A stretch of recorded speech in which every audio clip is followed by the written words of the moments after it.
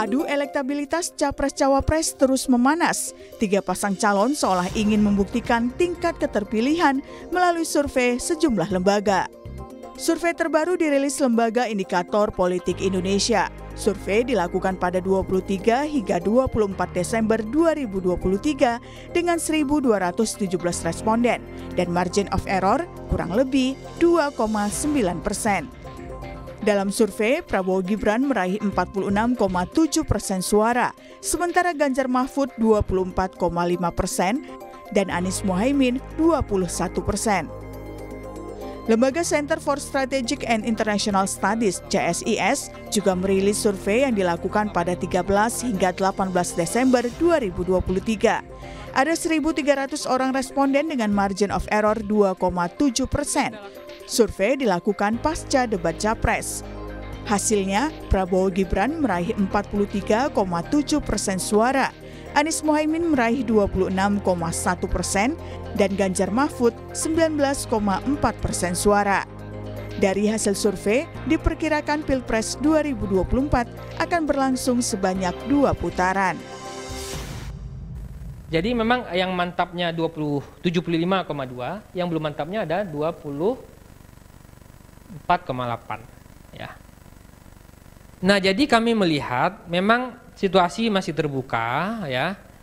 Karena dan faktor debat itu meskipun kecil, dia akan jadi faktor penting nanti. Tapi kalau dari sisi alasan, ternyata yang membuat kita kaget itu 12,5 dari total sampel kita itu masih menunggu putaran debat. Di awal Desember, Litbang Kompas juga telah merilis survei elektabilitas pasangan calon presiden dan wakil presiden. Survei dilakukan pada 29 November hingga 4 Desember 2023 terhadap 1.364 responden dari 38 provinsi di Indonesia, dengan margin of error kurang lebih 2,65%. Hasilnya, pasangan Prabowo Gibran meraih 39,3% suara, sementara Anies Mohaimin meraih 16,7% suara dan Ganjar Mahfud meraih 15,3% suara. Pilpres akan berlangsung 14 Februari 2024. Masih ada sekitar 1 bulan lebih kesempatan bagi 3 pasangan calon untuk meningkatkan elektabilitas. Lalu, siapa yang akan berhasil melakukannya? Tim Liputan, Kompas TV. Saudara, sejumlah lembaga survei merilis elektabilitas Capres dan juga Cawapres jelang Pilpres pada 14 Februari mendatang. 3 pasang Capres dan juga Cawapres ini bersaing ketat untuk mendapatkan posisi teratas yang menunjukkan tingkat keterpilihan mereka.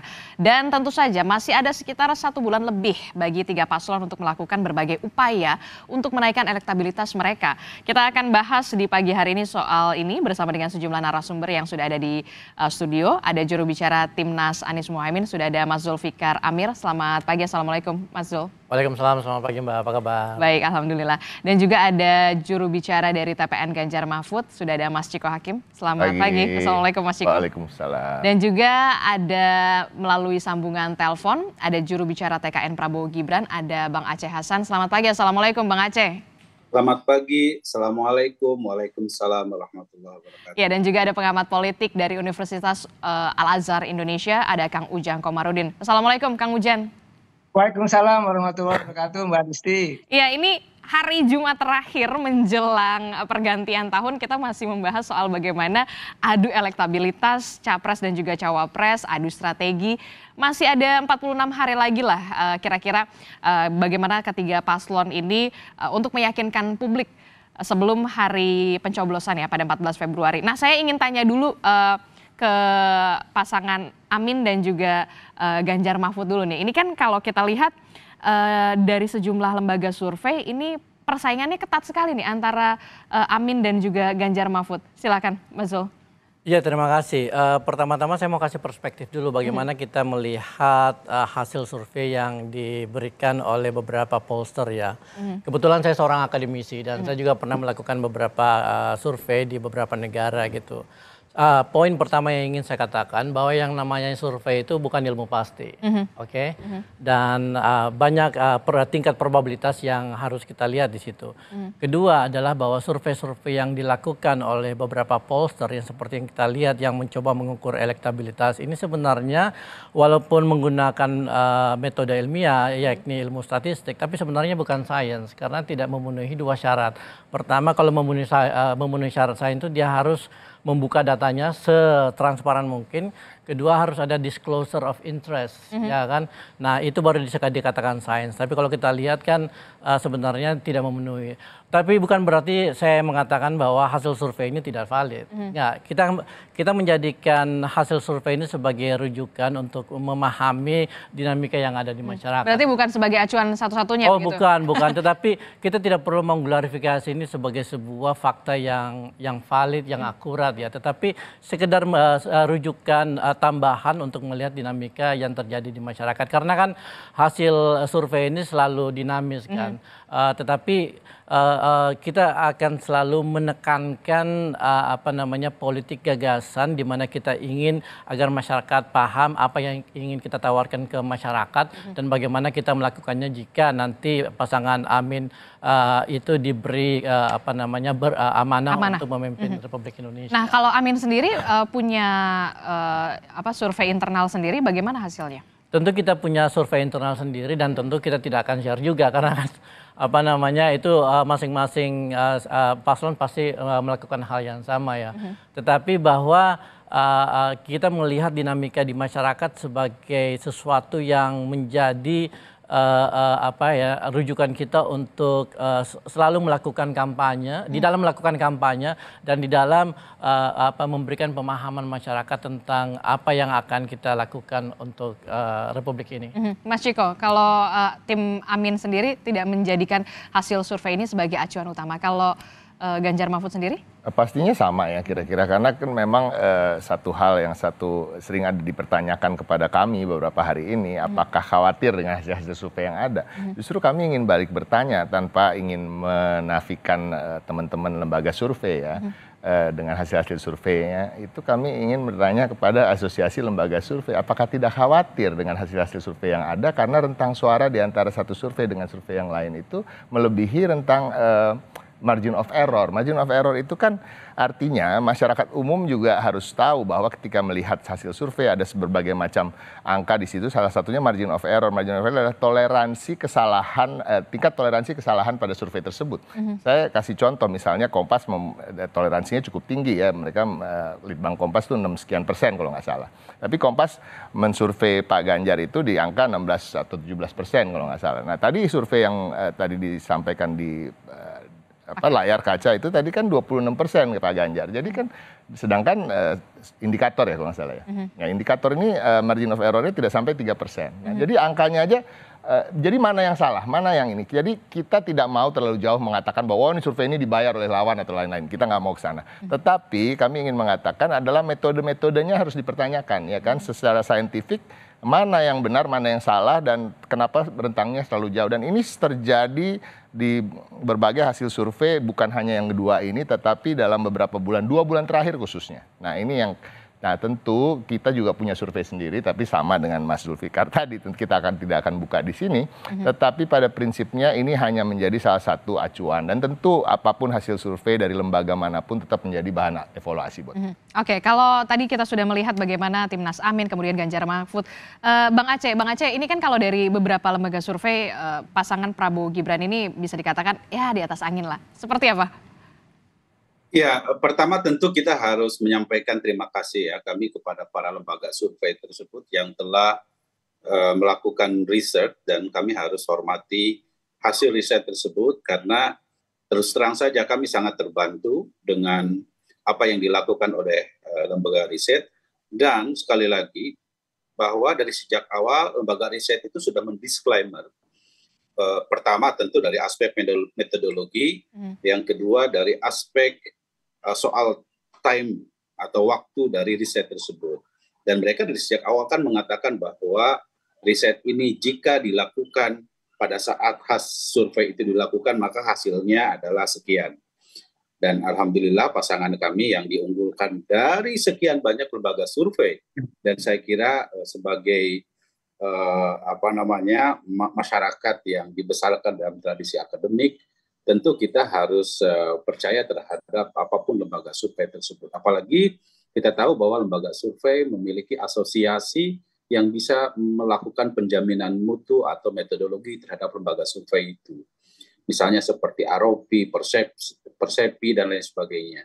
Nah, yang ketiga, bagi kami, tentu kami tidak ingin jumawa terhadap hasil yang dilakukan oleh lembaga survei tersebut. Ya. Kenapa? Karena bagi kami, sekali lagi, ini kan dinamikanya masih sangat panjang, karena baru nanti 48 hari lagi kita 46, akan, Bang Aceh. 46 hari lagi, kita akan menuju pada pencoblosan. Karena itu ada berbagai tahapan yang tetap harus dilakukan, masa kampanye masih terbuka lebar, debat pun juga masih tersisa, ada 4 kali debat gitu ya, yang itu saya kira masih memungkinkan terjadinya apa yang disebut dengan swing voters dan undecided voter yang dimungkinkan bagi proses perpindahan pemilih, dan undecided-nya juga saya kira masih cukup memungkinkan. Walaupun tentu sekali lagi kami terus menjaga tren kenaikan tersebut, karena alhamdulillah saya kira semua lembaga survei mengatakan bahwa pasangan kami adalah pasangan yang memiliki keunggulan, termasuk diantaranya adalah survei yang dilakukan oleh lembaga seperti Kompas, Litbang Kompas yang melakukan riset tersebut. Nah, yang terakhir misalnya indikator politik Indonesia juga sama demikian. Tapi cukup puaskah tim Prabowo Gibran dengan beberapa hasil dari lembaga survei ini? Kami harus lebih kerja keras lagi untuk bisa memastikan kemenangan, karena target kami ingin 1 putaran gitu ya. Nah, tentu sekali lagi kemudian dalam 46 hari ke depan kami menginginkan agar bagaimana perdebatannya sekali lagi adalah perdebatan gagasan, perdebatan kampanye yang menawarkan program, sehingga bagi kami seperti misalnya dalam debat Cawapres kemarin kami meyakini betul bahwa pada awalnya masyarakat sangat underestimate terhadap Mas Gibran, tetapi dengan penampilan beliau yang sangat baik, menjelaskan tentang visi misi, itu menurut saya salah satunya yang bisa menambah elektabilitas terhadap pasangan kami gitu ya. Jadi momen-momen penting bagi upaya meningkatkan elektabilitas akan tetap kami jaga supaya keunggulan dari pasangan kami akan kami bisa pastikan begitu. Kang Ujang kalau bisa melihat ini ya, ada di layar televisi survei indikator politik Indonesia ini menampilkan elektabilitas Capres 2024 Anies Baswedan 21% bersama dengan Mohaimin Iskandar, kemudian Prabowo Gibran 46,7%, Ganjar Mahfud 24,5%. Seberapa pengaruhkah kemudian hasil-hasil survei ini menentukan kemudian publik untuk memilih salah satu paslon ini, Kang Ujang? Ya, saya ada beberapa catatan ya. Pertama, memang survei itu ada yang dipublish, ada yang tidak. Yang kedua juga lembaga survei juga ada yang mereka objektif, ada yang juga subjektif. Artinya terkadang mereka juga merangkap sebagai konsultan gitu kan. Ini juga menjadi problem. Tetapi ketika metodologinya dilakukan dengan baik gitu ya, ketika surveinya dilakukan dengan objektif, maka kita harus menerima sebagai sebuah kajian ilmiah yang merepresentasikan ya katakanlah hasil yang dianggap benar begitu. Tetapi tidak sedikit juga yang lembaga survei katakanlah yang memainkan angka-angka. Tetapi kalau saya melihat kan begini sebenarnya, ada rangkaian survei yang biasanya dilakukan oleh lembaga survei. Biasanya berkala, biasanya 4 bulan terakhir gitu. Dari mulai bulan Oktober, November, Desember, Januari gitu. Biasanya rangkaian. Nah, biasanya lembaga survei yang memiliki rangkaian survei yang terukur gitu ya, yang objektif, yang jelas gitu, dengan metodologi yang bisa dipertanggungjawabkan, maka itulah survei yang dianggap katakanlah kita anggap yang mendekati katakanlah survei yang mendekati kebenaran. Tetapi kalau surveinya ujuk-ujuk gitu ya, bahasa awam gitu ya, ujuk-ujuk, tahu-tahu muncul lembaga survei mensurvei dengan angka tertentu gitu ya, dengan katakanlah memenangkan capres-cawapres tertentu, nah ini patut dicurigai. Tetapi biasanya lembaga survei yang besar gitu ya, yang mereka sudah paham betul terkait dengan persoalan survei dan soal pemenangan pemilu, mereka berkala melakukan survei jauh-jauh hari sehingga mereka bisa mengukur tingkat katakanlah kenaikan maupun kekurangan atau stagnasi daripada kandidat-kandidat itu. Tetapi saya tidak ingin mengupas apakah lembaga survei itu objektif atau tidak. Paling tidak ya memang saya ingin katakan survei yang membentuk opini pasti. Karena biasanya begini, apalagi nanti misalkan kalau ada 2 putaran. Ya biasanya kalau ada 2 putaran, mereka itu masyarakat, tim sukses, partai-partai, biasanya mereka akan condong kepada mereka yang dianggap potensi besarnya menang. Mereka akan bergabung seperti itu biasanya. Oleh karena itu, dalam konteks ini saya melihat ya lembaga survei harus punya tanggung jawab. Tapi memang harus dipublish 2 hal. Pertama adalah bahan mentahnya. Jadi sebenarnya bahan mentahnya harus dipublish seperti apa sehingga kita semua rakyat percaya bahwa memang itu adalah survei yang benar. Yang kedua, dananya harus kita publish dari mana? Apakah dari dana pribadi, pribadi tapi bohong, ataukah dari kandidat atau dari partai politik? Itu harus diungkapkan sehingga memang betul survei itu dilakukan secara objektif sehingga bisa dipertanggungjawabkan secara ilmiah pada publik. Tapi saya meyakini ya lembaga-lembaga survei yang besar itu bagaimanapun ya mereka punya tanggung jawab moral untuk katakanlah tidak memanipulasi angka ya. Seperti itu Mbak Adisti. Kang Ujang, kalau kita melihat ini kan bisa dikatakan dari Litbang Kompas saja undecided votersnya saja tinggi begitu. Lalu seberapa pengaruhkah kemudian hasil-hasil survei ini untuk membentuk opini publik? Ya, saya sudah katakan juga ke Kompas TV ya, teman-teman media lain. Dari awal sejak debat pertama selalu ditanya ya seberapa besar, seberapa efektifkah untuk menaikkan elektabilitas. Memang tidak ada ukuran saya melihat ya apakah besar atau kecil. Tapi saya mengatakan besar atau kecil sedikit banyak akan berpengaruh. Tetapi pengaruhnya tadi kepada swing voters, kepada undecided voters, ataupun mereka yang galau, yang belum yakin itu. Nah debat itu menjadi instrumen atau bridging-nya, jembatan, mereka akan menentukan. Makanya tadi di lembaga survei tertentu yang dipublish oleh Kompas tadi, ada 12% yang menunggu debat sampai akhir. Artinya debat ini menentukan membangun opini termasuk preferensi pemilih tetapi pemilih yang masih galau tadi. Oke, saya ke Mas Zulfikar. Mas Zulfikar, ini kan masih sisa 46 hari, bukan waktu yang kemudian sebentar lah ya. Tapi bisa dikatakan mepet juga begitu ya. Nah, strategi Amin sendiri bagaimana untuk kemudian membentuk narasi publik yang bisa dikatakan positif untuk merebut suara hati terutama undecided voters. Betul. Jadi sejak masa kampanye dimulai sebulan yang lalu, paslon Amin itu secara konsisten mendekati para voters, khususnya di kalangan generasi milenial dan generasi Z, di mana kita menawarkan program-program yang akan menyelesaikan masalah mereka di kemudian hari. Solusi. Ya kan, solusi misalnya soal perumahan, soal lapangan pekerjaan, lalu kemudian kesempatan untuk mendapatkan membangun karir, lalu kemudian penerapan prinsip-prinsip meritokratik, anti ordal dan sebagainya gitu ya. Jadi kita terus-menerus melakukan kampanye di segmen-segmen populasi yang menurut kita itu sangat kritis untuk kemenangan paslon Amin. Kalau untuk Bang Aceh sendiri, untuk Prabowo Gibran seperti apa? Kalau ini kita melihat sisa 46 hari lagi, Bang Aceh, kalau misalkan tim Amin ini sendiri menawarkan solusi kepada Gen Z, kemudian milenial begitu ya. Nah kalau pasangan Prabowo Gibran sendiri seperti apa? Ya tentu kita tahu bahwa tadi yang disebut generasi Gen Z maupun generasi milenial itu memiliki presentasi yang cukup besar sebagai pemilih baru, dan saya yakin Mas Gibran menjadi representasi dari generasi Z dan generasi milenial yang dapat mendongkrak. Yang kedua tentu kita tahu bahwa dukungan partai politik dari pasangan Prabowo Gibran juga cukup besar. Kami akan dorong bagaimana kekuatan mesin partai bisa terus mendongkrak elektabilitas. Dan yang ketiga tentu yang tadi disampaikan di awal oleh kami, bahwa kami akan memanfaatkan momen-momen di mana debat capres, debat cawapres yang masih tersisa ini untuk menawarkan gagasan. Di samping tentu kami akan memanfaatkan pada 1 bulan terakhir ini untuk turun ke masyarakat, ya, tidak hanya capresnya juga cawapresnya, untuk bisa memastikan bahwa kantong-kantong di mana kami memiliki elektabilitas yang kurang optimal, kami ingin optimalkan, ya.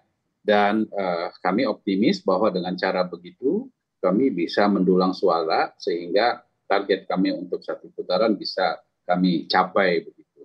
Tapi tentu sekali lagi ini masih dinamis. Kami menekankan kepada tim pun untuk jangan jumawa, tebarkan kebaikan, ajak kepada masyarakat untuk menawarkan program-program unggulan kami sehingga masyarakat tertarik untuk dapat bersama kami menjadikan Indonesia maju di tahun 2045. Jadi intinya bahwa kami sekali lagi menekankan untuk melakukan aksi-aksi simpatik daripada menyerang paslon yang lain. Itu saya kira itu prinsip yang kami lakukan. Oke, Mas Ciko. Ya, salah satu strateginya adalah menyerang paslonnya Mas Aceh, ya, bercanda Mas Aceh. Jadi strateginya tentu satu, ya, apa yang menjadi core daripada perjuangan Pak Ganjar dan Pak Mahfud adalah kedekatan kami kepada rakyat, keberpihakan kami kepada rakyat. Jadi kalau kita bicara presentasi, oke, Gen Z dan Gen milenial memang mengambil porsi yang begitu besar. Tapi kalau kita bicara soal profesi, petani, UMKM maupun nelayan juga mengambil porsi yang hampir sama dengan jumlah Gen Z dan Gen milenial. Ya, disitulah juga concern-concernnya pun ada yang sama. Satu, tentang lapangan pekerjaan. Kalau kita bicara petani, tentu dia memikirkan lapangan pekerjaan buat anaknya yang tidak serta-merta harus menjadi petani juga. Nelayan juga begitu. Harga kebutuhan bahan pokok misalnya. Nah, hal-hal seperti itulah yang menjadi concern kami dan itu yang akan kami terus galakan, gencarkan, mensosialisasikan visi misi kami di sana. Semua visi misi kami itu berkaitan dengan rakyat. Ketika kita bicara ekonomi baru pun seperti digital ekonomi gitu misalnya, itu juga terkait dengan UMKM. Kita bicara dengan ekonomi biru itu terkait dengan meningkatkan harkat kesejahteraan nelayan, dan itu yang menjadi concern kami. Dan satu hal lagi bahwa kami juga akan terus menggencarkan capres dan cawapres kami untuk turun ke bawah, tidak hanya relawan maupun caleg-caleg. Nah, jadi langsung belusukan begitu maksudnya? Langsung belusukan, dan ini juga yang cukup aneh buat kami melihat hasil-hasil survei, karena Pak Ganjar sendiri adalah yang kami lihat dibanding dengan paslon lain yang paling sering turun ke bawah, bahkan sampai nginep ke rumah warga. Jadi ini indikator-indikatornya juga menarik, kenapa Pak Prabowo dan Pak Gibran bisa begitu tinggi. Nah, itu perlu dilihat dari mana, ya kan? Apakah dari rekam jejak tentang pelanggaran HAM, apakah dari aksi nepotisme di MK-MK. Nah, ini yang menjadi perhatian kami, dan kami berharap juga masyarakat tidak begitu saja menelan mentah-mentah hasil survei yang ada dan bisa menilai dengan baik dan objektif. Tapi kalau timnya Ganjar Mahfud sendiri punya survei internal sendiri? Pasti, dan tidak hanya satu. Dan tapi tidak dipublish juga? Tidak dipublish, cuma memang hasilnya berbeda. Bahkan ada di mana kami tetap nomor 1 ya, tapi nomor 1 tapi ya? Bang Zul ini di atasnya Pak Prabowo Gibran. Ada juga yang begitu gitu. Jadi ini kan menarik. Tapi kembali lagi, even hasil survei yang di internal kami itu juga tidak menjadi acuan utama bagi kami. Jadi acuan utama kami adalah tetap jabat tangan dengan warga, menyampaikan apa yang warga inginkan, menyerap aspirasi mereka dan lain-lain.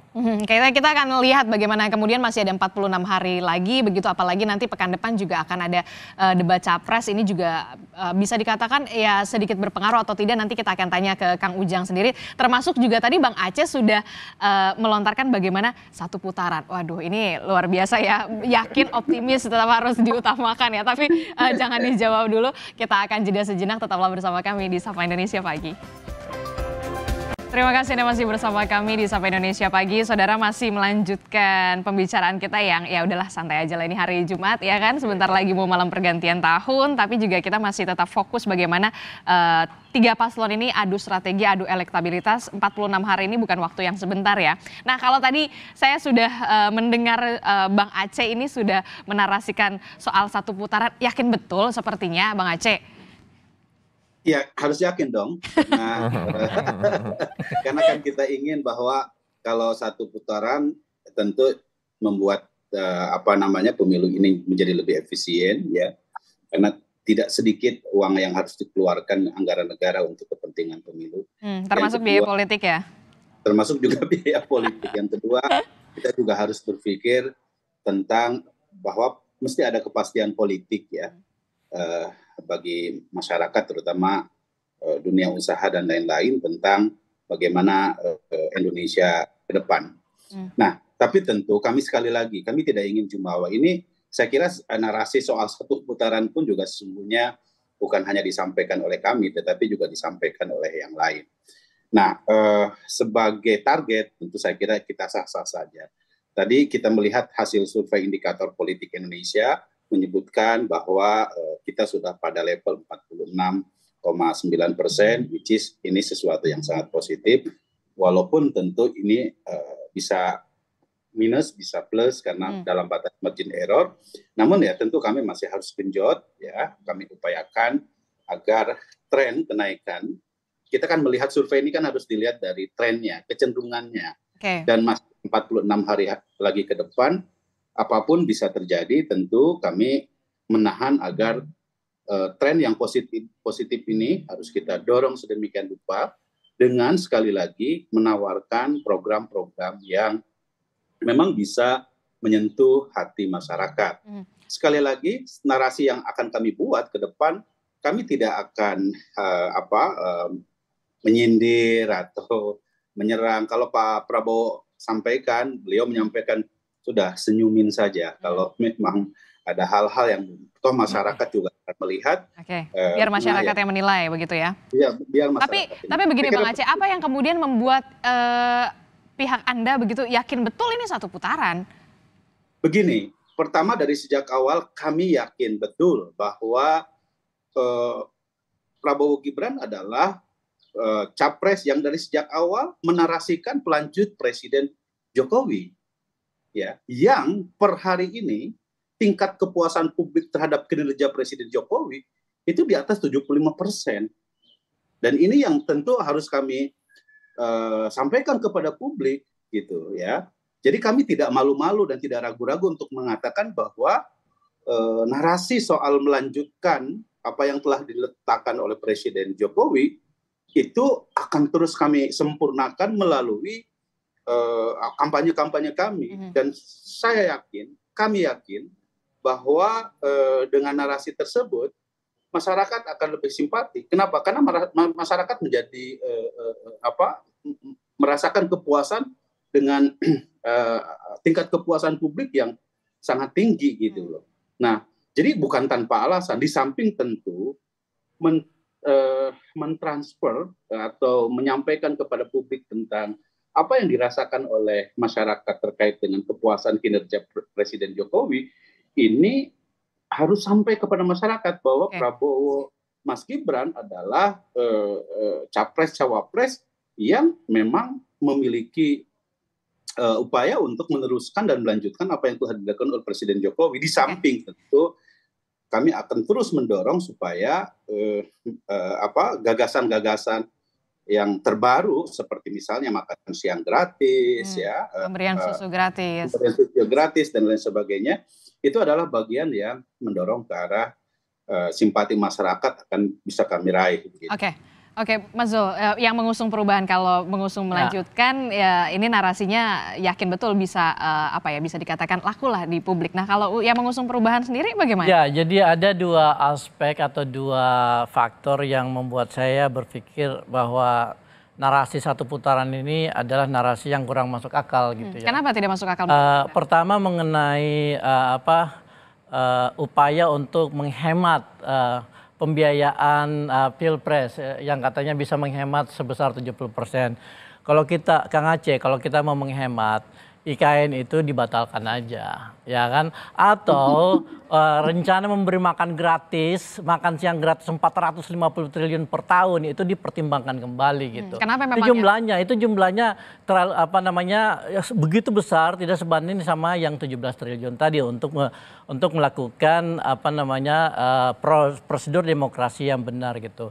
Terus yang kedua, kalau kita lihat ya data empirik, posisi Pak Jokowi lalu kemudian popularitas Pak Prabowo ini belum bisa menandingi apa yang dicapai Pak SBY di periode kedua dia ketika dia berhasil menang landslide satu putaran ya kan Padahal ada 3 kontestan pada saat itu. Iya, betul. Nah, tadi Kang Aceh mengatakan bahwa tingkat kepuasan Pak Jokowi itu lagi tinggi. Tapi sebenarnya kita harus bisa membedakan mana tingkat kepuasan publik, mana tingkat ketidakbahagiaan publik dengan kondisi-kondisi ekonomi.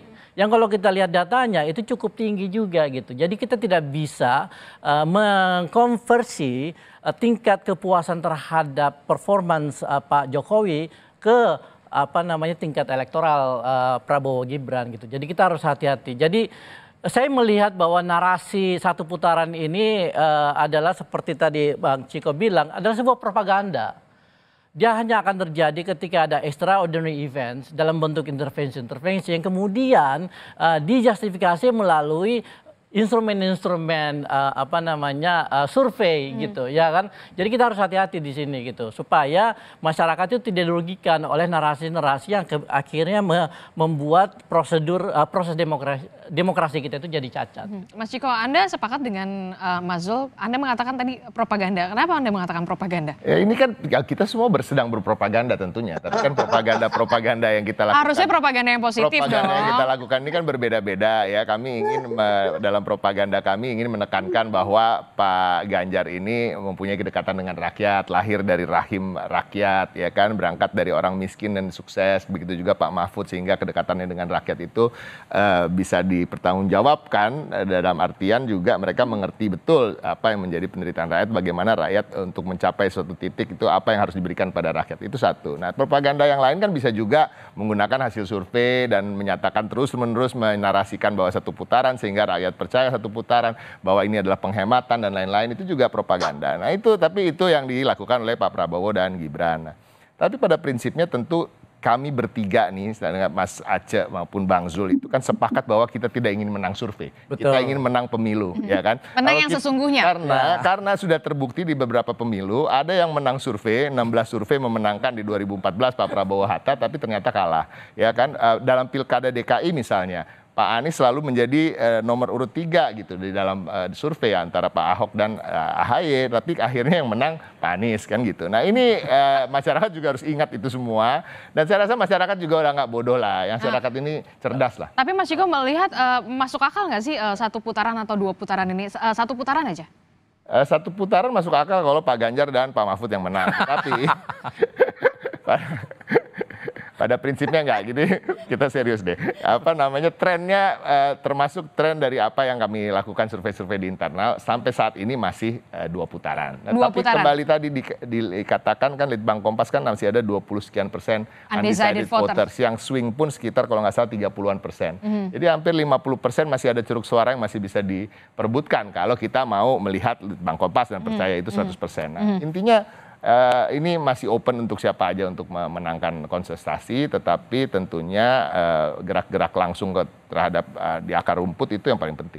Oke, Kang Ujang, kalau ini yang di studio sepakat sekali tampaknya ya, satu pandangan soal kemungkinan untuk satu putaran ini bisa dikatakan kecil begitu, 2 putaran. Nah, kalau Kang Ujang sendiri memandangnya seperti apa? Debat nanti kemudian tanggal 7 Januari apakah akan sedikit banyak berpengaruh atau seperti apa untuk undecided voters?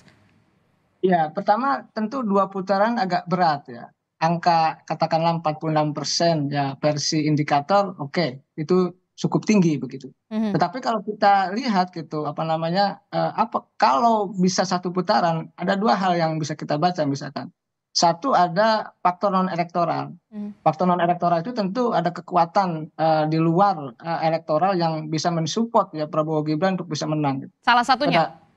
Ada infrastruktur negara yang digunakan katakanlah untuk pemenangan, itu bisa. Itu bisa satu putaran kalau itu dilakukan gitu. Dan dalam sejarah politik kita itu mungkin dilakukan dan kita punya pengalaman itu, tentu kita tidak bisa bicarakan di sini. Kedua, ini soal debat tadi. Kalau debatnya bisa atau mampu dimaksimalkan ya oleh Prabowo Gibran dalam sisa 3 kali debat lagi, 2 kali capres dan 1 kali cawapres lagi, kalau dimaksimalkan dengan gaspol gitu ya, dengan bagus, dengan ciamik, ini punya potensi juga untuk bisa satu putaran. Tetapi dari dulu saya mengatakan kalau 3 paslon gitu ya, kemungkinan besar ya tadi 2 putaran itu. Karena apa? Karena berat untuk satu putaran. Tapi tadi ada kondisi di mana kalau ada katakanlah infrastruktur negara yang bermain, misalkan mungkin karena di politik serba mungkin itu terjadi dan dalam konteks politik belakang layar. Dan satu lagi tadi dalam konteks yang kenyataannya bagaimana sebenarnya Gibran dan Prabowo atau Prabowo Gibran memaksimalkan debat menjadi instrumen, menjadi jembatan bridging untuk tadi menaikkan elektabilitas, dan itu sangat mungkin untuk mengambil ceruk suara yang mereka masih galau. Itu yang harus diyakinkan kepada publik. Kenapa misalkan harus memilih Prabowo Gibran? Itu yang harus dilakukan dan diyakinkan oleh Kang Aceh dan tim sukses lainnya. Begitu, Mbak Adisti. Oke, Bang Aceh. Ya. Anda melihatnya seperti apa? Apakah mungkin kemudian penampilan debat dari kemarin Cawapres, kemudian nanti tanggal 7 Januari, kalau memang benar-benar gaspol ini bisa jadi satu putaran?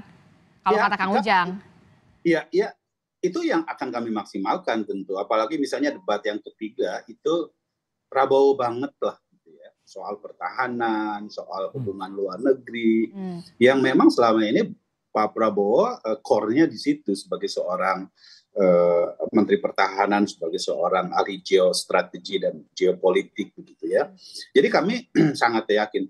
Tapi tentu kita tidak boleh underestimate terhadap pasangan yang lain ya, karena bagaimanapun bagi kami momen seperti debat yang kedua, ketiga, keempat, kelima dan seterusnya itu memiliki makna yang sangat penting, karena kita tahu bahwa masyarakat pasti, terutama masyarakat yang undecided, seperti tadi survei CSIS mengatakan bahwa 12% masyarakat masih menunggu preferensinya dari debat gitu ya, dan saya kira itu sesuatu yang sangat positif bagi demokrasi kita, karena masyarakat berdebatnya itu ya soal gagasan gitu, dan karena itu maka kami akan maksimalkan itu semua gitu, dengan di samping tentu kami akan memperkuat ya sisa waktu 46 hari ke depan tadi yang seperti saya tawarkan, kita menebarkan kebaikan, kita mengajak kepada kebaikan dengan cara menawarkan hal-hal yang positif dari visi misi kami. Oke, Mas Ciko kayaknya udah nggak sabar nih mau menanggapi, katanya debat ketiga ini debatnya Prabowo banget. Atau bisa juga karena beliau sedang menjabat di sebagai Menteri Pertahanan dan juga dianggap ahli dalam segala bidang itu, bisa juga malah berbalik, ini Prabowo nggak banget nih gitu ternyata di dalam bidang ini kan gitu ya. Nah, kita kan bisa lihat nanti soal rekam jejak ya selama menjadi Menteri Pertahanan, apa yang sudah dicapai, apa yang tidak dicapai, kegagalan apa ya kan. Kita bicara soal pasti ada hubungannya lah dengan kegagalannya dia di food estate ya kan. Kita bicara soal hutang alutsista yang terus naik ya kan, di mana juga padahal beliau ingin menjadi presiden di periode ke depan tapi masih sempat-sempatnya naik utang alutsista, sementara jadi presiden ingin program-program yang luar biasa seperti makan gratis 400 sekian triliun. Ini kan juga akan menjadi pertanyaan nanti. Jadi bisa menjadi panggungnya Pak Prabowo atau sebaliknya. Nah, kalau kita bicara soal apakah ini bisa jadi panggungnya Pak Anies maupun Pak Ganjar, bisa aja, karena Pak Anies maupun Pak Ganjar itu kan sama-sama politisi yang serius dalam mengemban profesinya mereka. Artinya orang-orang yang serius dalam satu bidang itu pasti adalah pembelajar. Nah, pembelajar ini kan justru mengikuti apa yang terjadi sekarang-sekarang ini. Sorry to say, Pak Prabowo ini ketika kita bicara tahun 80, tahun 90-an adalah seorang pembelajar dan orang yang cerdas dan lain-lain. Tapi dia terlalu lama sudah jadi bos nih. Orang kalau udah lama jadi bos, sudah jadi lama dalam pucuk pimpinan tertentu, proses pembelajaran itu berhenti. Bahkan cenderung untuk tidak mau mendengarkan orang lain. Jangan-jangan geopolitik yang dia pahami itu geopolitik tahun 90-an gitu misalnya. Tapi ini yang kita bisa lihat nanti di debat. Tapi Pak Ganjar dapat bocoran nggak sih? Karena kan kita tahu Pak Mahfud juga dulunya sempat menjabat sebagai Menteri Pertahanan juga. Betul, pastinya dong. Pastinya ada diskusi-diskusi untuk mempersiapkan diri sebelum debat. Gitu kan, diskusi-diskusi dengan teman-teman di TPN yang juga punya latar background militer atau background di kepolisian. Juga ada Prof Mahfud, ya kan. Banyak sekali lah kita punya teman-teman yang juga Pak Andi Wijayanto misalnya, dia mantan gubernur Lemhanas gitu kan. Jadi hal-hal ini itu dibicarakan. Kita lihatlah, saya rasa bukan kejutan-kejutan yang kita tunggu, tetapi ini 3 tokoh yang sebenarnya bisa bicara soal hankam, hubungan internasional maupun geopolitik di tataran yang sama. Delivered gagasan itulah yang kemudian ditunggu oleh publik. Nah, kalau Mas Zul sendiri seperti apa? Kalau misalkan kalau kata Kang Ujang, ya bisa aja ini bisa terjadi kalau memang benar-benar di debat ketiga ini gaspol nih. Debat itu tentu adalah momen yang sangat penting buat paslon Amin, sama seperti paslon Ganjar Pak Mahfud dan Prabowo Gibran ya. Dan kita akan mempersiapkan dengan sangat serius kontestasi di dalam debat ini gitu. Tapi satu hal yang perlu saya garis bawahi di sini, bahwa debat itu tidak hanya sekedar pengetahuan tentang isu-isu yang ditanyakan di dalam debat, tapi juga kematangan dan kedewasaan di dalam menghadapi lawan debat gitu.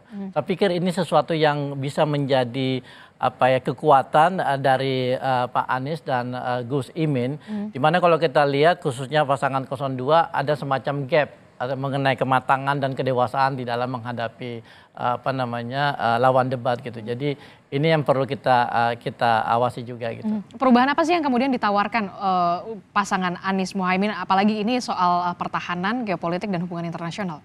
Pertama kita akan menggarisbawahi perubahan dalam tata kelola sistem pertahanan, khususnya di dalam apa yang perlu dirubah? Prosedur pembelian, pembelian alutsista, lalu kemudian. Memang yang sekarang kenapa?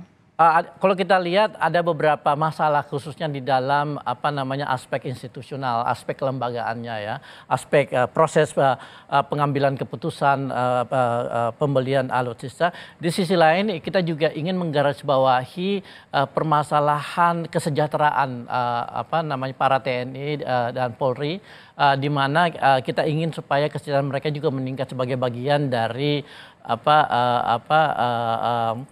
aparat negara gitu. Jadi itu yang perlu kita garis bawahi, karena biar bagaimanapun juga para TNI ini adalah unsur yang sangat penting di dalam meningkatkan tingkat ketahanan nasional bangsa Indonesia. Gitu. Oke, Kang Ujang, ini saya mau tanya, apa sih yang ingin disampaikan ya kalau misalkan dari komunikasi politik ya? Kan setiap debat pasti akan ada pertanyaan, bintangnya debat ini si A atau bintangnya si B begitu ya. Nah, apa yang harus dilakukan oleh masing-masing 3 paslon ini? Utamanya kan di 7 Januari 2024 mendatang. Ada 3 hal yang bisa kita lihat, atau saya punya 3 indikator atau variabel ya untuk bisa katakanlah menilai ketika capres dalam berdebat. Nah, pertama itu soal penguasaan materi.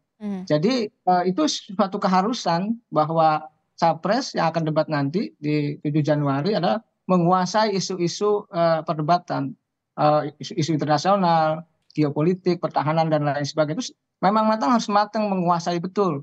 Karena kan kalau tidak menguasai, tidak ada di otak ya blank, nggak bisa nanti menyampaikan sesuatu. Pasti akan mati-matian belajar untuk menguasai ya materi perdebatan itu. Yang kedua, soal penguasaan panggung ini penting. Bagaimanapun seorang pendebat atau seorang pembicara narasumber apapun gitu ya, apalagi capres itu harus menguasai panggung perdebatan. Artinya bagaimana misalkan gestur tubuhnya, lalu bagaimana pembicaraannya, presentasi yang bagus, gitu. Bagaimana melihat audiens. Yang ketiga yaitu mampu memprediksi pertanyaan-pertanyaan dari moderator maupun dari lawan debat. Ini penting.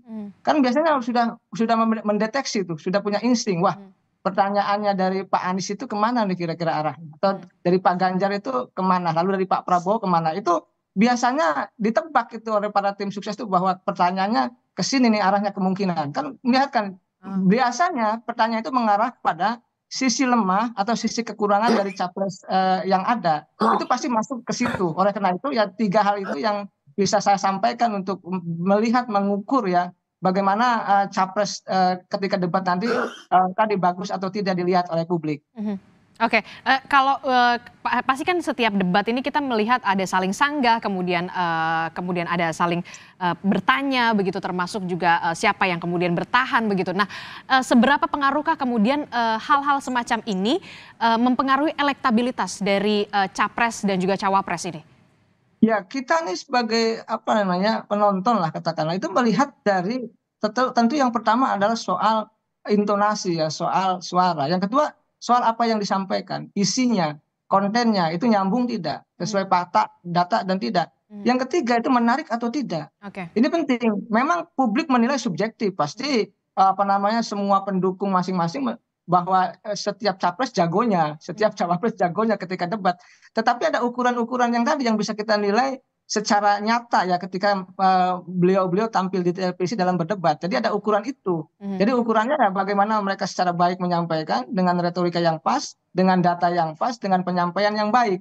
Sehingga memang kita semua rakyat Indonesia terhibur dan memang ada ada data-data yang disampaikan, ada fakta yang disampaikan dan memang itu menjadi sebuah tadi ide gagasan yang bagus, yang baik. Bahkan kalau bisa ada gagasan yang orisinil yang disampaikan oleh para kandidat capres yang akan berdebat di 7 Januari nanti. Ya, kita ketiga paslon ini punya waktu 46 hari, kemudian adu strategi, adu elektabilitas capres dan juga cawapres di 2024. Kita akan tunggu bagaimana kemudian penampilan debat ini bisa berpengaruh terhadap elektabilitas dan juga mempengaruhi publik, apalagi untuk pemilih yang rasional, undecided voters. Itulah yang kemudian kita berharap di 2024 ini kita punya pemimpin-pemimpin yang memang benar-benar berkualitas dan juga memikirkan rakyat pastinya. Amin. Terima kasih Mas Zulfikar, Mas Ciko, Bang Aceh, Kang Ujang telah bergabung bersama kami. Selamat tahun baru untuk bapak-bapak semua, sehat-sehat selalu.